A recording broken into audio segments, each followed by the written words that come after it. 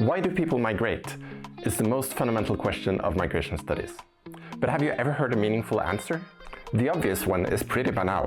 People migrate for many different reasons. So leading migration scholars have actually dismissed the question, why do people migrate, as a dead end for serious research. I see their point, but I take a different approach. I squeeze the question for insights on how we can, should, or should not make sense of reasons for migration. For the 60th anniversary issue of the International Migration Review, I've written the article, Why Do People Migrate? Fresh takes on the fundamental question of migration studies.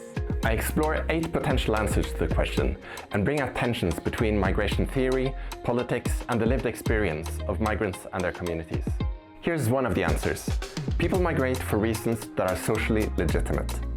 In other words, the reasons that are given by migrants and by others reflect what's seen as proper, virtuous, or convenient. Imagine a man who flees a country at war, seeking safety abroad with his family. He might identify as a refugee and as a committed husband and father.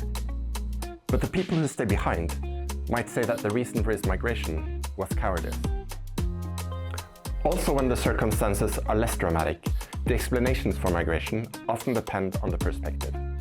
And the power of social legitimacy is just one of my takes on the question, why do people migrate? I really enjoyed writing this article, reconnecting with different parts of my own research, and engaging with the work of more than 150 colleagues, scholars and writers, from ethnography to statistics, philosophy and fiction. I've learned a lot and hope that you'll enjoy reading Why Do People Migrate?